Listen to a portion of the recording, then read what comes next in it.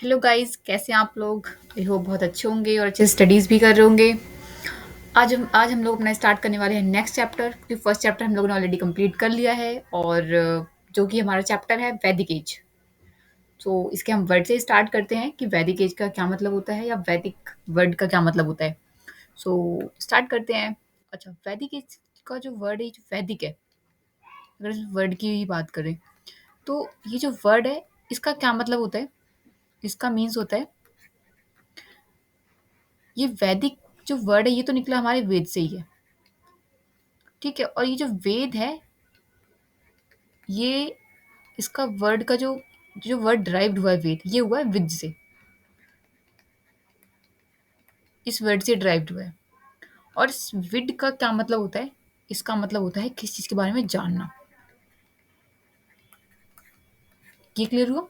जो वैदिक वर्ड है आपका, इसका मतलब होता है वेद। मतलब वेद से निकला। और जो वेद है ये कहाँ से ड्राइव्ड हुआ है? विद से हुआ है। और विद का मतलब होता है किसी चीज के बारे में जानना।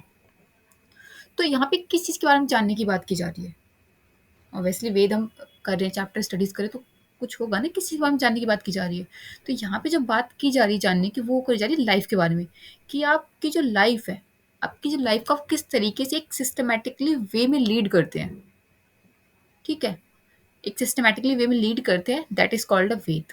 यहाँ पे आप लिख लो कि जो लाइफ है, लाइफ आपको जो लीड करनी है। तो हम यहाँ पे इसको लिख सकते हैं कि जो लाइफ जो हम लीड कर रहे हैं, ठीक है, कि लाइफ को लीड करने का एक जो सिस्टमेटिकली वे है,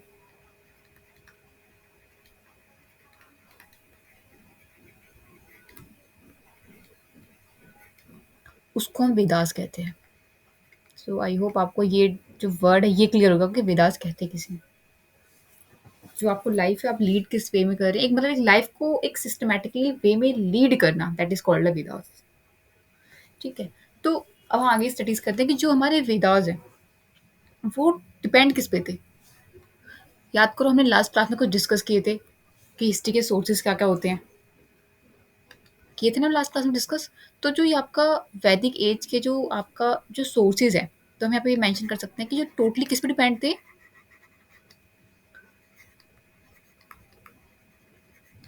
ये टोटली डिपेंड थे आपके लिटरेरी सोर्सेज पे। ऑब्वियसली रिटर्न फॉर्म में है तो ये लिटरेरी सोर्स में ही सारे सारे मिलेंगे हमें सोर्सेज। तो मेंशन कर लेना। कभी कभी ये भी क्वेश्चन आ जाता है आपका कि जो वेद हैं वो किस फॉर्म में थे आपके, किस फॉर्म में जो सोर्सेज मिले हमें किस फॉर्म में, लिटरेरी सोर्सेज फॉर्म में। मतलब लिटरेरी सोर्स का मतलब क्या है कि जो चीज़ आपके बुक्स में लिखी होती है, यानी कि जो रिटर्न फॉर्म में मिलते हैं, उनको हम लिटरेरी सोर्स में काउंट करते हैं। लास्ट क्लास में हमने देखा था इसको, हिस्ट्री को, कि हिस्ट्री को जो सोर्सेज होते हैं, कौन कितने सोर्सेज होते हैं, जो जो अलग अलग टाइप के सोर्सेज होते हैं। हमने लास्ट क्लास में अच्छे से बहुत अच्छे से डिस्कस किया था इसको। तो आप अगर देखना चाहते हो तो आप इसकी प्रीवियस वाली वीडियोस देख लो, उसमें आपको मिल जाएगा। तो ये नोट कर लो, उसके बाद हम आगे करते हैं इसे।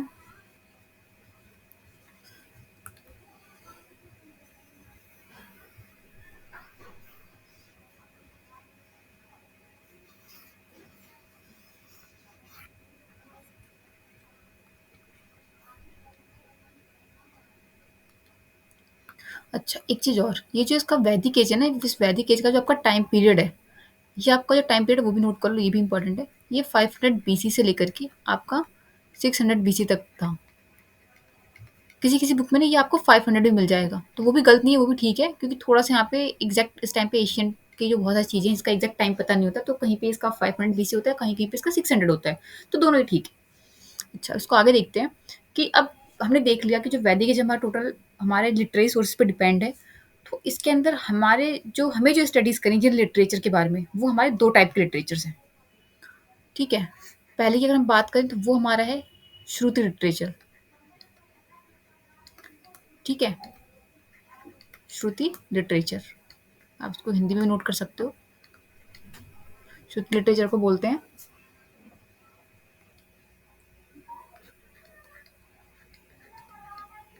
इसको आप हिंदी में भी नोट कर सकते हो। ठीक है, इसको श्रुति बोलते हैं। सेकंड आपका कौन सा इसमें था, जो लिटरेचर जिसको हमें स्टडीज करना है, वो आपका है स्मृति लिटरेचर।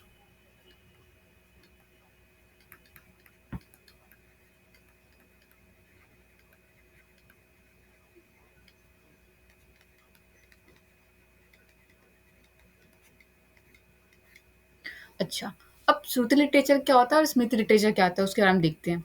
तो जो श्रुति लिटरेचर होता है, वो कौन से लिटरेचर होते हैं? वो लिटरेचर होते हैं मतलब किसी चीज़ के बारे में सुन कर के लिखना, ठीक है? मतलब कोई भी चीज़ है जिसको आपने सुना और उसको आपने एक रिटन फॉर्म में नोट कर दिया, वो आपका श्रुति लिटरेचर के अंदर काउंट होता है। और स्मृति लिटरेचर में क्या क्या होता है? इसके अंदर किसी भी चीज़ को मेमोराइज़ करना। ये बेसिकली जो डिफरेंस है मेन ये 2 डिफरेंस है इसके अंदर। इसके अंदर क्या था आपको यहाँ पे नोट कर लो आप कि मान लो किसी चीज़ को सुन कर के करना, ठीक है? कोई चीज़ आपने सुनी और उसके बाद उसको एक बुक में या फिर एक रिटन फॉर्म में उसको नोट कर दिया, एक रिटन फॉर्म में, तो वो हमारा श्रुति लिटरेचर हो जाता है। और यहाँ पे क्या था आपका? यहाँ पे आपको किसी भी चीज़ को मेमोराइज़ करना, वो आपका स्मृति लिटरेचर के अंदर काउंट होता है। अब जो श्रुति लिटरेचर है उसके अंदर भी आपके कुछ बुक्स हैं, जिसको हम लोग स्टडीज़ करेंगे। तो कौन-कौन सी बुक्स हैं देख लेते हैं। एक आपका सबसे पहले आता है वेदास, ये सुना होगा आपने। फिर आपका आता है ब्रह्मणास, ठीक है? ब्राह्मणास, इसको आप हिंदी में चाहो तो नोट कर लो, थोड़ा वर्ड्स का पता रहेगा। ये हो गया, ये आपका हो गया। हिंदी में इसको ब्राह्मण पढ़ते हैं और इंग्लिश में इसको ब्राह्मणास पढ़ते हैं। थर्ड आपका क्या है इसके अंदर? थर्ड आपका है अरण्यक। हो सकता है कुछ-कुछ वर्ड आप फर्स्ट टाइम सुन रहे हो, पर कोई बात नहीं, जब स्टडीज़ करेंगे तो बहुत सारे और नए वर्ड्स आ जाएँगे। ये आपका अरण्यक होगा और फोर्थ आपका आता है इसके अंदर, वो आता है आपका उपनिषद। तो हमें जो स्टडीज़ करना है इन सिर्फ़ 4 बुक्स के बारे में स्टडीज़ करना है, वो भी थोड़ा बहुत ज़्यादा डीप में नहीं जाना। जो सिर्फ़ एग्ज़ाम के पॉइंट ऑफ व्यू से इम्पोर्टेंट है, वही स्टडीज़ करना है। क्योंकि ये तो काफ़ी ज़्यादा बड़े-बड़े वेद हैं, ब्राह्मणास अपने आप में बहुत बड़े-बड़े हैं, उतना स्टडीज़ नहीं करना हमें। तो ये जो 4 आपके बुक्स हैं, इनके बारे में हम स्टडीज़ करेंगे श्रुति लिटरेचर के अंदर और ये जो 4 बुक्स हैं, ये आपके श्रुति लिटरेचर के अंदर काउंट की जाती हैं। तो पहले हम लोग श्रुति लिटरेचर का डिस्कस करते हैं, देन हम बाद में स्मृति लिटरेचर पे जाएँगे। अब आपका ये जो 4 बुक्स हैं, अगर इन बुक को इन सबको एक साथ अगर हम मिला करके क्या बोलते हैं, तो वो देख लेते हैं। इन सबको एक साथ मिला करके इसको हम संहिता बोलते हैं, ठीक है? और हिंदी में इसको संहिता बोलते हैं। थोड़ा-सा यहाँ पे इंग्लिश हिंदी का थोड़ा-सा डिफ़रेंस है। हिंदी में कुछ और बोलते हैं थोड़ा-सा वर्ड को और इंग्लिश में, पर कोई बात नहीं, ठीक है? तो इसको संहिता बोलते हैं। अच्छा, अब श्रुति लिटरेचर एक्ज़ैक्टली होते क्या हैं, वो देख लेते हैं। तो हमने पहले डिस्कस कर लिया कि ये वो फ़ॉर्म होते हैं जिसको सुन कर के रिटन फ़ॉर्म में लिखा गया था। तो हमारे जैसे अगर हम बात करें हमारा जो रिलीजन है या फिर हमारे थोड़ा-सा जो सनातन धर्म है, वहाँ पे क्या था कि कोई भी इसको किसी भी पर्टिकुलर इंसान ने नहीं लिखा था, जो श्रुति लिटरेचर है हमारा। इसको या फिर हम ये नहीं कह सकते किसी मानव ने या फिर किसी इंसान ने इसको लिखा हो रिटन फॉर्म में। ये क्या होते हैं, ये कहा जाता है ऐसा या फिर हमारे सनातन धर्म के अकॉर्डिंग ऐसा माना जाता है, जो बुक्स हैं वैदिक वेद वगैरह हमारे उसमें लिखे हुए हैं चीज़ें कि कहीं न कहीं भगवान ने भविष्यवाणी करी थी, आकाशवाणी करी थी, तो उसको मतलब अलग-अलग चीज़ों के बारे में उन्होंने भविष्यवाणी करी थी, ठीक है? भविष्यवाणी करी थी कह सकते हैं, फिर आकाशवाणी हुई थी उस टाइम पे। तो उससे जो चीज़ें थी उनको एक प्रॉपर फॉर्म में जो उस टाइम पे जो ऋषि-मुनि हुआ करते थे, उन्होंने नोट किया था एक रिटन फॉर्म में। ठीक है? और उन पूरी चीज़ों को अगर हम बात करें कंपाइल करने की, तो इस पूरे को सबको कंपाइल किसने किया था? उसको किया था वेद व्यास जी ने। इसलिए कभी-कभार क्वेश्चन आता है कि जो हमारी पूरी शुद्ध लिटरेचर है उसको किसने लिखा था? तो आंसर क्या होता है इसका? वेद व्यास। एक बार क्वेश्चन आ भी चुका है कि किसने हमारी शुद्ध लिटरेचर को कंपाइल किया था? तो वेद व्यास जी ने कंपाइल किया था। तो ये मेनली शुद्ध लिटरेचर वो होते हैं कि मतलब एक पहली बात तो ये रिटन फॉर्म में होते हैं, मेमोराइज़ फॉर्म में नहीं होते। दूसरी चीज़ ये इसकी कि ये किसी इंसान ने लिखा है या किसी मानव ने नहीं लिखा है, ये उस टाइम पे आकाशवाणी हुई थी, तो उसको जो उस टाइम पे जो ऋषि-मुनि हुआ करते थे, उन्होंने नोट किया था इसको। तो उन्होंने बाद में फिर इसको सब अलग-अलग जगह नोट कर दिया था, फिर बाद में उसको पूरे वो सबको कंपाइल किसने किया था, तो वो वेद व्यास जी ने कंपाइल किया था। तो वो हमारे सारे के सारे किसमें काउंट होते हैं, ये हमारे शुद्ध लिटरेचर के अंदर काउंट होते हैं। उसको नोट कर लो, फिर सिम्प्लिसिटी लिटरेचर को हम देखते हैं। चलो, अब देखते हैं स्मिथ लिटरेचर के बारे में। अब हमने देखा था कि श्रुति लिटरेचर के बारे में देख लिया था, ये सारे हमारे जो लिसन फॉर्म में थे उसके को जो रिटन फॉर्म में कर लिया था, वो चीज़ें थी हमारी। अब स्मिथ लिटरेचर क्या होता है, वो देख लेते हैं। अच्छा, स्मिथ लिटरेचर अंदर कौन-कौन सी बुक्स हैं, पहले वो देख लेते हैं, उसके बाद देखते हैं इसके बारे में। तो इसके अंदर जो था वो था आपका वेदांग, जो आपका यहाँ पे वेद था, उससे निकल के कहीं न कहीं वेदांग ड्राइव्ड हुआ है। फिर इस तरीके से आपका सेकंड आता है आपका शद, ये भी एक बुक है या लिटरेचर कह सकते हैं आप इसको। फिर थर्ड आता है आपका दर्शन, ये अपने आप में काफ़ी बड़ी-बड़ी बुक्स हैं। फिर फोर्थ आता है आपका उपवेद,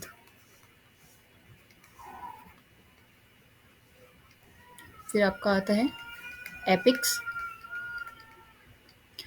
देन आपका लास्ट आता है पुराणास, जो आप पुराण पढ़ते हो उसे बोलते हैं।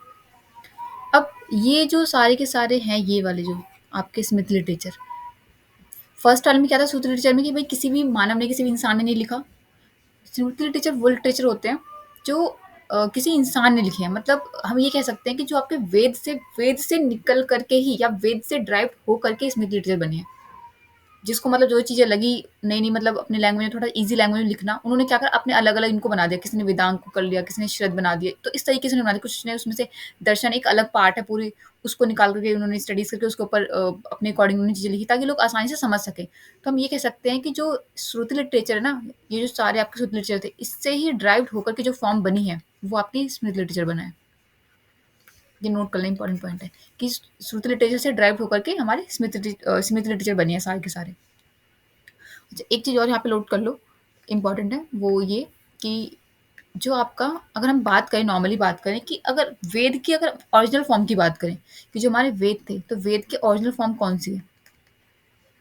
तो आप नोट कर लो, ओरिजिनल फॉर्म ऑफ द वेद या वेदास की कौन सी है? वो आपके श्रुत लिटरेचर है।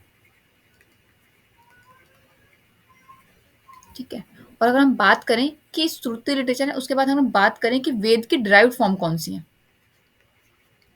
ठीक है, या वेदास की ड्राइव्ड फॉर्म कौन सी है, तो कौन सी होंगी वो बताओ? वो आपकी होंगी स्मिथ लिटरेचर, क्योंकि इससे ही बनी है सारी सारी ड्राइव होकर के। तो ये भी एक इंपॉर्टेंट पॉइंट है, इसे नोट कर लो। इसके बाद आगे डिस्कस करते हैं कि ये जो आपके वेद हैं, आपके ब्राह्मणास हैं, अरण्यक हैं, उपनिषद हैं, इनके बारे में थोड़ी सी स्टडीज करते हैं आखिर ये हैं क्या।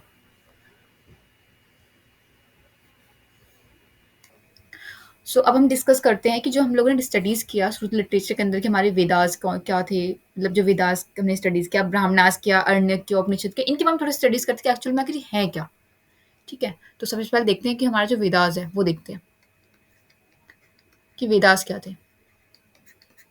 वेदास क्या होते हैं? वेदास को हम ये कह सकते हैं कि जो आप, हमने स्टार्टिंग में ही स्टडीज किया कि जो एक लाइफ को आप एक प्रॉपर या एक सिस्टमैटिकल तरीके से जो आप लीड करते हैं, उसको हम वेदास कहते हैं। तो हम इसको कहते हैं जो आपका जीवन जीने का जो तरीका है, कि आप जीवन किस तरीके से जीते हैं, या फिर आपका जीवन का जो लाइफ की जो इंपॉर्टेंस है, मतलब आपकी लाइफ है जो उसके अंदर जो हर चीज़ की इंपॉर्टेंस क्या है, हर चीज़ की इंपॉर्टेंस के ऊपर कौन कौन जो इंपॉर्टेंस है उसके ऊपर फोकस करना, वो हम अपने वेदास में स्टडीज करते हैं। ठीक है। इन शॉर्ट हम ये कह सकते हैं, जैसे हम अगर हम बात का एग्जांपल बन सकते हैं, जैसे मान लो रिवर्स है, कि रिवर्स की हमारी लाइफ में क्या इंपॉर्टेंस है। हम अगर बात करें, जैसे सूर्य हो गया, मतलब सन है, उसकी क्या इंपॉर्टेंस है। गॉड है, गॉड की क्या इंपॉर्टेंस है। मतलब वेदास क्या है, ये आपके लाइफ में या आपके जीवन में हर चीज़ की जो इंपॉर्टेंस है उसके ऊपर फोकस करता है। ठीक है। उसको हम वेदास में स्टडीज करते हैं। और अगर हम बात करें ब्राह्मणास की, सेकंड हमारा ब्राह्मणास था श्रुति लिटरेचर का, तो ब्राह्मणास में क्या होता है वो देखते हैं। अब ब्राह्मणास में क्या होता है कि आप किसी भी चीज़ को किस तरीके से परफॉर्म करते हैं, मतलब उसको करने का एक प्रॉपर तरीका क्या है, वो ब्राह्मणास होता है। यहाँ पे आप लिख लो कि किसी भी चीज़ को करने का जो एक तरीका होता है, उसको हम लोग ब्राह्मणास में काउंट करते हैं।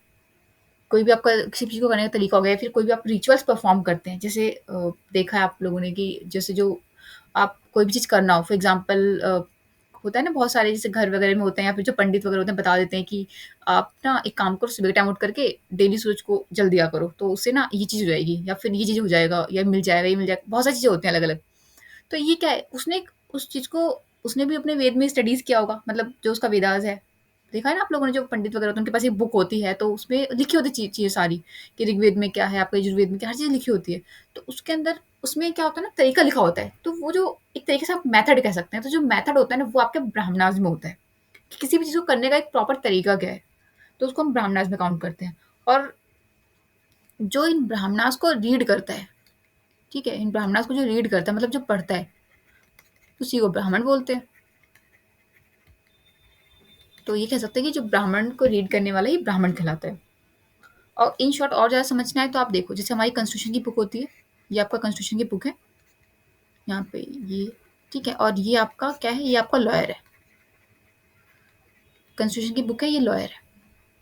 अब आपकी जो ये कॉन्स्टिट्यूशन की बुक है ना, ये आपका वेद है, मतलब वेदास है आपका। और आपका ये जो है ना लॉयर, ये उस चीज़ों को पढ़ करके, ठीक है, या फिर जो तरीका है, या फिर जो किस तरीके से हर एक चीज़ों को परफॉर्म कैसे करना है, वो लॉयर को पता है क्योंकि उसने कॉन्स्टिट्यूशन की बुक में स्टडीज़ कर लिया है। तो वही जो वेद को स्टडीज़ करके जो भी इंपॉर्टेंस है उसको स्टडीज़ करके करने के बाद, या उसको करने के बाद उसकी इंपॉर्टेंस क्या है, उसको कैसे परफॉर्म करना चाहिए उन चीज़ों को, हर एक चीज़ के लिए कैसे क्या क्या चीज़ें करनी चाहिए, कैसे कैसे करना चाहिए, वो चीज़ें हमारी सारी सारी ब्राह्मणास में है। और इस ब्राह्मणास को जो पढ़ लेता है उसे ब्राह्मण कहते हैं। अब क्या था, जब ब्राह्मणास वगैरह आ गए थे तो अब क्या था, ब्राह्मण वगैरह क्या था, बहुत ज़्यादा ना जो आपका एक जो गृहस्थ जीवन होता है उसमें बहुत ज़्यादा बिजी रहने लग गए थे, ठीक है। मतलब हम ये कह सकते हैं कि जो हमारी सोसाइटी थी, सोसाइटी में ना बहुत ज़्यादा सेल्फनेस आ गई थी। हर कोई अपने बारे में सोच रहा था। कोई ये नहीं सोच रहा था कि सोसाइटी का क्या चीज़ें हैं, कैसा गोल है, क्या लक्ष्य है, ये सब कुछ नहीं। क्या फिर हमें थोड़ा बहुत एक था ना कि हमें कुछ टाइम बाद जंगल में जाके रहना चाहिए, वहाँ पे अपनी लाइफ स्पेंड करनी चाहिए, बहुत सारी चीज़ें थी। तो अब जब ब्राह्मणास वगैरह आ गए तो लोग अपने बारे में सोच रहे हैं, ब्राह्मणास आ गए, वो अपने आप को सुपीरियर मान रहे हैं, ठीक है। उसके बाद फिर हमने और भी पढ़े थे, हमारे 4 अभी हम आगे स्टडीज़ करेंगे, अभी डिस्कस नहीं करूँगी, आगे स्टडीज़ करेंगे कि हमारे कौन-कौन से आगे ब्राह्मणास हो गए। उसके बाद हमारे और इसके अंदर हमारे जो 4 इसके वर्ण थे, कौन-कौन से वर्ण थे, वो सब डिस्कस करेंगे आगे। तो अब सोसाइटी में क्या हुआ, जब ब्राह्मणास वगैरह लोग आ गए और भी लोग आ गए ना, तो सब सोसाइटी में बहुत ज़्यादा सेल्फनेस बढ़ गई थी। कोई मतलब किसी के बारे में नहीं सोचा, सब अपने बारे में सोचे, भाई मैं सुपीरियर हूँ, मुझे सुपीरियर रहना चाहिए, ये चीज़ करेंगे तो इससे हमारा क्या बेनिफिट होगा, इस टाइप की चीज़ हो गई थी। बहुत ज़्यादा सेल्फनेस आ गई सोसाइटी के अंदर। अब जब सोसाइटी के अंदर बहुत ज़्यादा सेल्फनेस आ गई तो क्या हुआ, इन्हीं में से कुछ लोग ऐसे थे कि जिनको लगा भाई ठीक है, लेकिन ये इतनी ज़्यादा भी ना सेल्फलेस होना अच्छी बात नहीं है चीज़ों को लेकर के। तो इन्हीं में से हम ये कह सकते हैं कुछ लोग थे जो बाहर निकल कर के आए और उन्होंने बताया कि ना ठीक है, आप सोसाइटी में रह रहे हैं, ठीक है, लेकिन थोड़ा सा ना आपको इस साल्वेशन की तरफ भी जाना चाहिए। साल्वेशन मतलब होता है मोक्ष। मतलब ये नहीं कि आपको हमेशा पूरी लाइफ अपनी यहीं स्पेंड करनी है, सोसाइटी के अंदर रह करके करना है, ऐसा कुछ नहीं। थोड़ा सा आपको अपने लिए भी करना है, ठीक है, तो आपको साल्वेशन की तरफ भी जाना चाहिए। इसको हम हिंदी में बोलते हैं मोक्ष। मोक्ष की तरफ भी जाना चाहिए। तो हम ये कह सकते हैं कि ब्राह्मणास में से ही कुछ लोग निकल करके आए बाहर, उन्होंने बताया थोड़ा साल्वेशन के बारे में। उन्होंने बताया कि आपको अपनी कुछ लाइफ का कुछ सेक्शन आपको फॉरेस्ट में भी जाके रहना चाहिए। तो यहीं से आपका निकल के जो आया थर्ड वाला, जो हमने स्टडीज़ किया था अभी, वो आपका आया अरण्यक। अभी क्लियर हुआ? चलो, तो ये जो थर्ड आपका अरण्यक आया, ये आपका ब्राह्मणास से निकल करके आया है। अब अरण्यक जो है आपका, इसका मतलब होता है, हिंदी में हमने लिखा था अरण्यक, ये होता है आपका हिंदी मतलब, और अरण्यक का मतलब होता है जंगल। क्या मतलब होता है इसका? जंगल। मतलब आपको इसका मतलब ये है कि आपको कुछ लाइफ ना अपनी, आपको अपना कुछ लाइफ क्या करना है, जाके आपको थोड़ा फॉरेस्ट में भी स्पेंड करना है। कुछ लाइफ का पास आपको फॉरेस्ट में भी स्पेंड करना है। ये आपके अंडर के अंदर चीज़ बताई गई है। तो इतना नोट कर लो, फिर हम इसका नेक्स्ट देखते हैं, जो नेक्स्ट वाला रहेगी आपका, वो भी देख लेते हैं। या स्क्रीनशॉट ले लो, जल्दी से हो जाएगा फिर।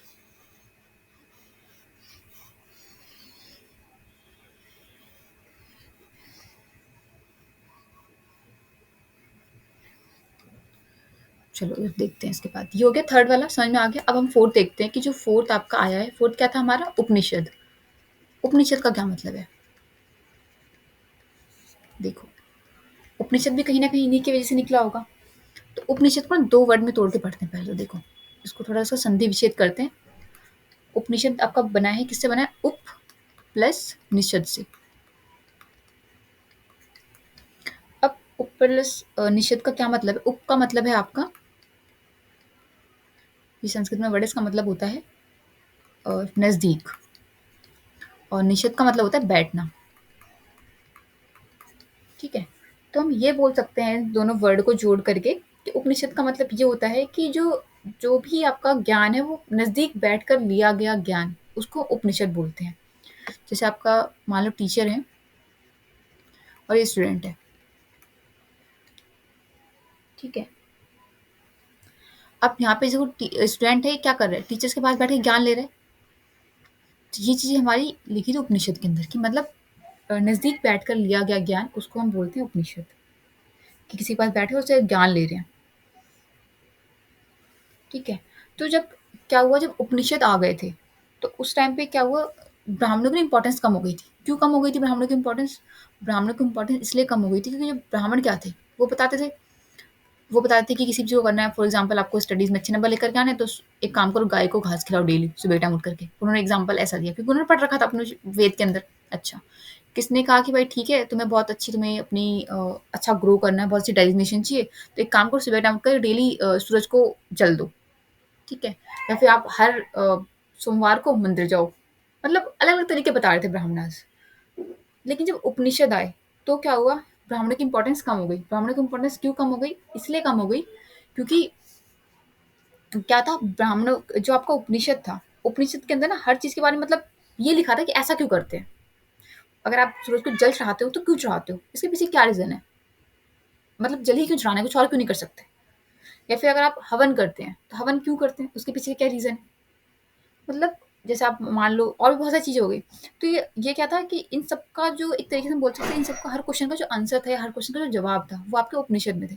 तो जब उपनिषद आए ना, तो इसलिए ब्राह्मणों की थोड़ी-सी हम कह सकते हैं सोसाइटी में थोड़ी-सी इनकी वैल्यू कम हो गई थी, जब उपनिषद आए। तो ये मेनली आपका उपनिषद था। तो हमने चारों डिस्कस कर लिया कि वेदास क्या थे, ब्राह्मणास क्या थे, अरण्यक क्या थे, उपनिषद क्या थे। कैसे-कैसे ये चीज़ें हुई या कैसे-कैसे चीज़ें ड्राइव्ड हुई हैं एक-दूसरे से, वो हमने स्टडीज़ कर लिया। अब हम स्टडीज़ करेंगे कि इनके जो अलग-अलग जो हमारे अलग-अलग हम जो वेदास है, जैसे हमारा एक सबसे प्रीवियस कह सकते हैं, सबसे पुराना कौन-सा वेद था, ठीक है? जैसे ऋग्वेद हो गया, यजुर्वेद हो गया, ये सारे हम वेद का ना थोड़ा डिस्कस करेंगे।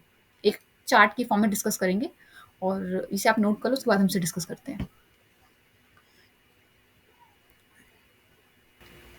अब हम देखते हैं कि हमारा जो वेद है, इस वेद की भी ना हमारी 4 ब्रांचेज़ हैं, अलग-अलग ब्रांचेज़। तो उससे ना हमेशा क्वेश्चन्स आ जाते हैं। जैसे आपने सुना होगा सत्यमेव जयते के बारे में सुना होगा। आपने देखा है कि जितने भी आपके गवर्नमेंट जितने भी इंस्टीट्यूशंस वगैरह तो आपके उनके बाहर लिखा होता है सत्यमेव जयते। तो ये आपके किस उपनिषद से लिया गया है, ठीक है? कभी-कभार इस पे क्वेश्चन आ जाता है या फिर कौन-सा आपका ऐसा वेद है जिसके कोई भी अन्यक नहीं है? ये वाला क्वेश्चन एक बार आ चुका है। तो ये अलग-अलग क्वेश्चन्स हैं। तो ये आपके ना सारे जो वैदिक एज का तो हमने देख लिया। उसके बाद इसमें हम अलग-अलग उपनिषद पढ़ रहे हैं। उपनिषद में भी जो आपका वेदास है उसकी 4 ब्रांचेज़ हैं। आपने सुना होगा ऋग्वेद, यजुर्वेद, तो ये किसकी ब्रांचेज़ हैं? ये आपके वेद की ही ब्रांचेज़ हैं। यहाँ पे आप नोट करो, ये आपका वेद है, इसके आपके 4 ब्रांचेज़ हैं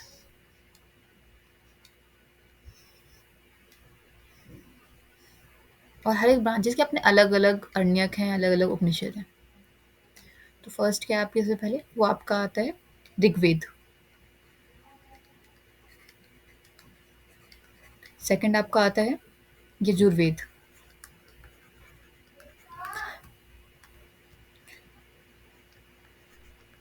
थर्ड आपका आता है सामवेद और फोर्थ आपका आता है अथर्ववेद। ये वर्ड्स आपने सुने होंगे शायद पहले, पता नहीं होगा तो कोई नहीं, लेकिन सुने होंगे वर्ड आपने शायद ही पहले। अच्छा, अब आपका कुछ देख लेते हैं, जो अगर सबसे ओल्डेस्ट वेद की बात करते हैं कि सबसे ओल्डेस्ट वेद कौन-सा है आपका? तो वो आपका ऋग्वेद है, सबसे ओल्डेस्ट वेद है आपका। और इसकी एक और चीज़ है कि आपने सुना होगा, जैसे आप सुनते हैं जो पतंजलि है, सुना है पतंजलि के प्रोडक्ट्स बहुत अच्छे होते हैं, उसके बारे में थोड़े से नेचुरली प्रोडक्ट्स होते हैं। तो ये जो पतंजलि है, पतंजलि एक ऋषि हुआ करते थे पहले, ठीक है? एक ये ऋषि हुआ करते थे पतंजलि और इनकी एक बुक थी। कभी-कभार पूछ लिया जाता है कि पतंजलि जो ऋषि थे उनकी बुक का क्या नाम था? ये भी इम्पोर्टेंट क्वेश्चन है, ठीक है? तो इनकी एक बुक हुआ करती थी, उसको बुक का नाम था इनका महाभाष्य, ठीक है? और इनकी जो महाभाष्य बुक थी, इसमें उन्होंने मतलब बता रखा था कि ऋग्वेद जो था ना इसकी 21 ब्रांचेज़ थी। थोड़े से ऐसे रिलेटेड कुछ फैक्ट्स है वो बता रहे हैं। इसके 21 ब्रांचेस थे और 21 ब्रांचेस में अभी सिर्फ जो है ना, सिर्फ 2 ही ब्रांचेस रिमेनिंग बची हैं।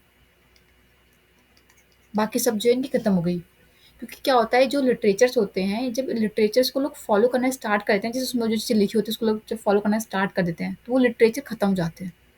तो अभी सिर्फ ये 2 ब्रांचेस बची हैं, बाकी जो है सब खत्म हो चुकी हैं। तो ये थोड़ा इंपॉर्टेंट पॉइंट था इसका। अब इसमें देखते हैं सबसे पहले ऋग्वेद का डिस्कस करते हैं। आप पहले टेबल बना लो और आप थोड़ा-सा कॉपी को थोड़ा वर्टिकल करके बनाना। उसको मैं पूरा थोड़ा चार्ट टाइप का बना के स्टडीज़ करेंगे, ठीक है?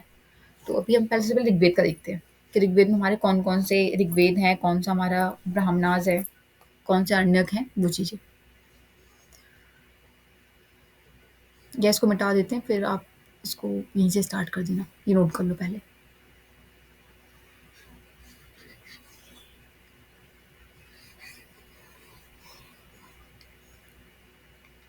अब आपका देखो ये जो ऋग्वेद है, इसके अंदर अब इसमें ना आपके 2 ऋग्वेद हैं। मतलब ऋग्वेद के अंदर हम बात करें 2 आपके ब्राह्मणास कह सकते हैं या फिर इसको 2 पार्ट में डिवाइड कर सकते हैं, ये कह सकते हैं कि ऋग्वेद आपके 2 पार्ट में डिवाइड है।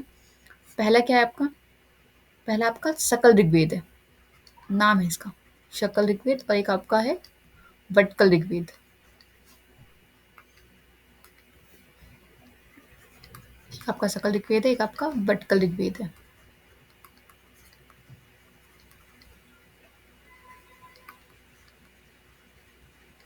अब जो सकल ऋग्वेद है, ये कहाँ पे लोग उसको मतलब इसके कहाँ पे स्टडीज़ करते हैं इसके बारे में? वो स्टडीज़ करते हैं लोग आपका जो साउथर्न इंडिया है ना, वहाँ पे स्टडीज़ करते हैं। मतलब दोनों जगह आपके अलग-अलग वेद चलते हैं। साउथर्न इंडिया में जो सकल ऋग्वेद है, वो साउथर्न इंडिया में लोग स्टडीज़ करते हैं इसके बारे में। आपने देखा होगा जो पंडित वगैरह होते हैं, उनके पास एक ना बुक होती है, जिसमें से चीज़ें पढ़ कर के बताते हैं वो। कोई भी चीज़ के टाइम के बारे में बताना हो या कोई भी चीज़ रिचुअल्स पूछो तो बताते हैं। तो आपका जो वटकल ऋग्वेद है, ये आपका कहाँ होता है? ये आपका नॉर्थर्न इंडिया में होता है। नॉर्थ इंडिया में लोग फॉलो करते हैं इसको। और सकल आपका साउथर्न इंडिया में फॉलो करते हैं। तो आपका जो सकल ऋग्वेद है, ये आपका क्या है? इसके बारे में हम बात करें यहाँ पर, तो ये इसके अंदर अगर ब्राह्मणास की बात करें और इसके अंदर के ब्राह्मणस की बात करें, तो जो साउथर्न इंडिया के अंदर आपका जो सकल ऋग्वेद है, इसके अंदर जो आपका ब्राह्मण आता है, वो कौन सा आता है? ऐत्रेय ब्राह्मण। ये शायद आपने कभी नोटिस नहीं किया होगा। शायद आपने एक वो मूवी देखी होगी, क्या नाम था उसका? जो एलएलबी एक मूवी थी, जॉली एलएलबी करके। उसमें जब वो इंसान जो होता है, जो एक्चुअली मोमडन होता है और वो मतलब अपनी चीज़ छुपाने के लिए वहाँ पे बता रहा होता है कोर्ट में। तो वहाँ पे देखा होगा आपने, उससे पूछा जाता है कि आपका कौन-सा वेद है, कौन-सा आपका ब्राह्मण है, तो उसने बताया था वहाँ पे ऐत्रेय ब्राह्मण है। आपने शायद नोटिस नहीं किया होगा, लेकिन कभी दोबारा देखना तो आपको पता चल जाएगा। तो आपको वो बताता है कि वो ऐत्रेय ब्राह्मण से है। मतलब ब्राह्मण की 2 कैटेगरी हैं अलग-अलग। एक आपका ऐत्रेय ब्राह्मण है, ठीक है? यहाँ पे आप नोट कर लो, ऐत्रेय ब्राह्मण। और ये आपका जो है नॉर्थर्न में आपका कौन से आते हैं? ये आपके आते हैं कौशिकी ब्राह्मण, ठीक है? कौशिकी ब्राह्मण, ये ब्राह्मण आ जाते हैं आपके। फिर इसी के नीचे एक और आप एरो देना और इसके नीचे भी एक और एरो देना। अब ब्राह्मणों के अब इनकी अगर हम बात करें कि जो इनके अरण्यक हैं, तो अरण्यक भी इनके जो अरण्यक का नाम है वो भी उनका ऐत्रेय अरण्यक है। ऐत्रेय अरण्यक। और आपका जो ये है कौशिकी है, तो इसके अंदर जो इसके अरण्यक है वो भी कौशिकी अरण्यक है।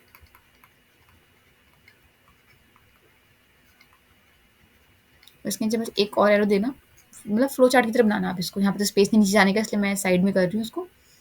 इसके नीचे आप अगर इसके हम उपनिषद की बात करें, तो जो उपनिषद है उसका नाम, इसका नाम है कौशिकी उपनिषद।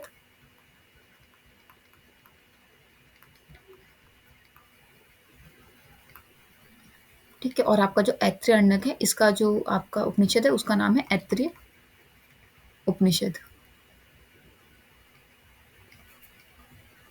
ठीक है? तो ये आपका जो एक अब चार्ट था, ये आपका ऋग्वेद का था। तो स्टार्टिंग से बता देती हूँ कि जो ऋग्वेद है, इसके अंदर आपकी 2 ब्रांचेज़ हैं। एक आपकी सकल ऋग्वेद है, एक आपकी वटकल ऋग्वेद है। सकल ऋग्वेद आपके साउथर्न इंडिया में है, मतलब जो साउथ के जो ब्राह्मण थे वो स्टडीज़ करते हैं इस ऋग्वेद को। और जो वटकल ऋग्वेद है, ये आपका नॉर्थ में है। अब इनके बाद हमने स्टार्ट पढ़ा था उपनिषद, अरण्यक, ब्राह्मण सारे पढ़े थे। अब जो इसकी अगर हम बात करें इस सकल ऋग्वेद के ब्राह्मणास की, तो इसका ब्राह्मणास कौन है? ऐत्रेय ब्राह्मणास होते हैं। नाम है इनका एक तरीके से, जैसे बुक्स के नाम थे उस टाइप से। वटकल ऋग्वेद में क्या है आपका? आपके कौशिकी ब्राह्मणास होते हैं। तो इस तरीके से फिर आगे अरण्यक की बात करें तो कौशिकी अरण्यक है। फिर इस तरीके से आपका इसमें आपका साउथ वाले में आपका ऐत्रेय अरण्यक है। फिर उपनिषद की बात करें नॉर्थ में तो कौशिकी उपनिषद है, और आपके साउथ में बात करें तो आपका ऐत्रेय उपनिषद है। तो ये आपकी जो ब्रांच है, ये आपकी ऋग्वेद की ब्रांच हो गई। इसके बाद अभी हम यजुर्वेद का देख लेते हैं, बाकी हम नेक्स्ट क्लास में देखेंगे क्योंकि उनकी थोड़ी सी लंबी-लंबी ब्रांचेज़ हैं, तो इसे हम थोड़ा कवर करेंगे। हमने पहले ही कहा था हम थोड़ा कवर करेंगे, बारे में बहुत ज़्यादा नहीं स्टडीज़ करना है, उतना ही करना है जितना समझ में आए, ठीक है? चलो, तो अच्छा इसमें ना आपका क्वेश्चन एक बार आ चुका था, ये वाला जो है ऐत्रेय ब्राह्मण का, तो इम्पोर्टेंट है। अ, कुछ बच्चों की डिमांड्स थी कि मैम आप वो बता दिया करो जो-जो प्रीवियस ईयर के क्वेश्चन्स आए हुए हैं, तो इस पे एक बार क्वेश्चन आ चुका है। ये वाला जो पॉइंट है कि क्वेश्चन ये आया था कि ऋग्वेद के अंदर आपका जो सकल ऋग्वेद होता है उसके ब्राह्मणास का है, मतलब ब्राह्मणास कौन है?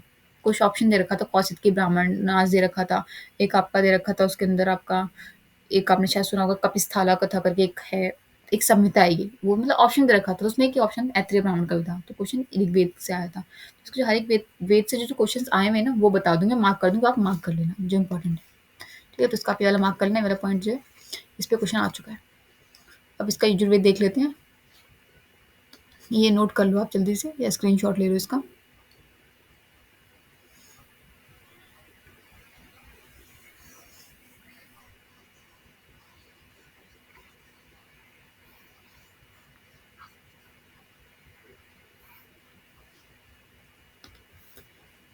अब हम यजुर्वेद का देखते हैं। जैसे हमारा ऋग्वेद था वैसे यजुर्वेद का भी है, कुछ फैक्ट्स हैं इसको देख लो, ये भी इंपॉर्टेंट होते हैं। कि जैसे ऋग्वेद के अंदर हमारी कितनी 21 ब्रांचेस थी, यजुर्वेद के अंदर हमारी कितनी ब्रांचेस थी, इसमें हमारी 16 ब्रांचेस थी यजुर्वेद के अंदर। और इसमें से भी ना सिर्फ 2 ही ब्रांचेस हैं जो सर्वाइव कर पाई, बाकी सब खत्म हो गई। और उसके बाद हम यहाँ पे देखते हैं आगे, ये नोट कर लो इतना सा पॉइंट, पहले इसको फिर हटा देंगे यहाँ से।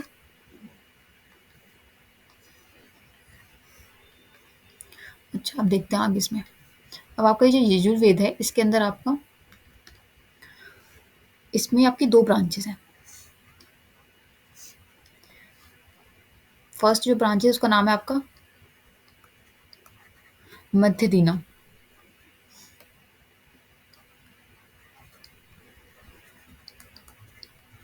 और ये आपका जो दूसरा वाला है इसका नाम है कान्व्य। जो मध्य दीना है जैसे वहाँ पे भी नॉर्थ साउथ में, तो इस तरीके से यहाँ भी है। जो मध्य दीना है ये आपका नॉर्थ इंडिया में है,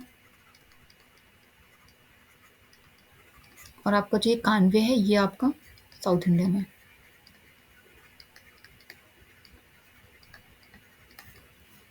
ठीक है, और आप अगर बात करें हम, अब इसके अंदर मध्य दीना के अंदर आपका अगर हम बात करें तो इसके अंदर यजुर्वेद जो आता है जिसमें ऋग्वेद था, वैसे इसका मध्य दीना का जो यजुर्वेद है उसका नाम है शुक्ल यजुर्वेद। आपने शायद नोटिस किया होगा, आप लोग के जो कैलेंडर्स होते हैं उसमें लिखा होता है ना शुक्ल पक्ष, कृष्ण पक्ष, ये लिखा होता है, तो वो यहीं से निकले हैं। तो इसका नाम है शुक्ल यजुर्वेद। और आपका जो ये है कान्वे, ये आपका यजुर्वेद है कृष्ण यजुर्वेद।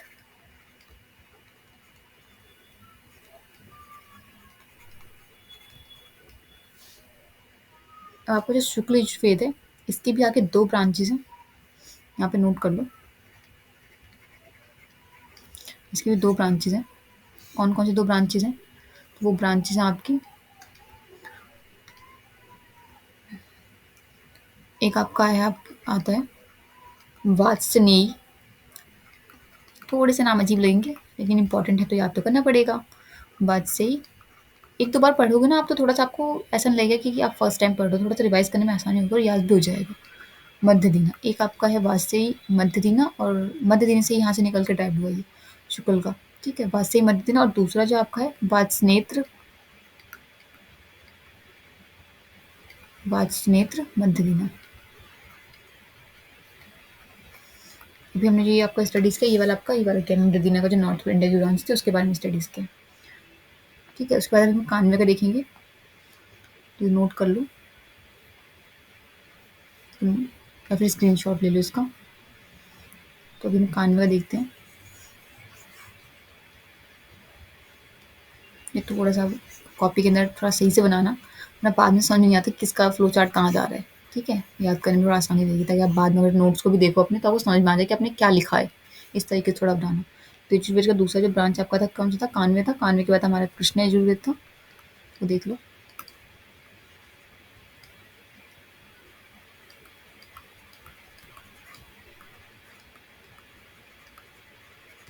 यही था। अच्छा, इसके भी आगे इन्होंने क्या कर रखा है, 4 ब्रांचेस के डिवाइड है आगे, मतलब इसके 4 हम संहिता हैं।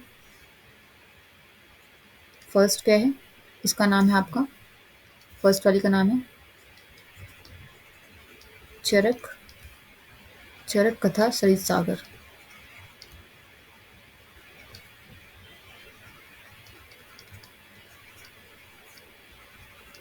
ठीक है, चरक कथा सरित सागर। सेकंड आपका जो आता है इसमें आता है कपिस्थला,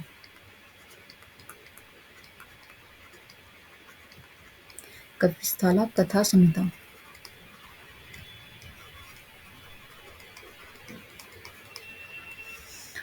थर्ड आपका आता है इसमें मैत्राणी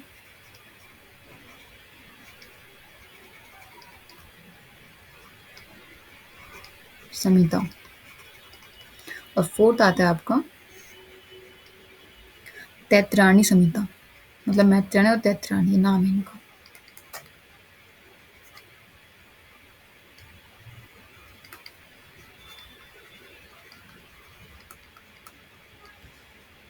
अब इसके अंदर आपको जो इम्पोर्टेंट सेक्शन है वो ये वाला है, इससे आपका क्वेश्चन आ चुका है। मैत्राणी संहिता से और तैत्तिराणी संहिता इससे भी क्वेश्चन आ चुका है। ये दो इंपॉर्टेंट है आपके, इनके क्वेश्चन आ चुके हैं। अब जो चरक कथा है इसका आपका एक बच जाता है, वो आपका है उपनिषद की बात है जिसमें एक ही उपनिषद है, उसका नाम है कथा उपनिषद। ठीक है, एक ही उपनिषद है। और आपके जो इधर मैत्राणी वाला बच गया, इसके अंदर भी आपके उपनिषद हैं। तो मैत्राणी में तो एक भी उपनिषद नहीं है। तैत्तिराणी के अंदर आपका ब्राह्मणास भी है, यहाँ पे नोट कर लो ऐसे देकर के यहाँ पे। इसके अंदर आपका जो इसके नीचे एरो जाएगा वो आपका आएगा तैत्तिराणी, तैत्तिराणी ब्राह्मणास। फिर उसके नीचे एरो आएगा आपका जो इसके अरण्यक हैं, उनका नाम भी तैत्तिराणी अरण्यक है।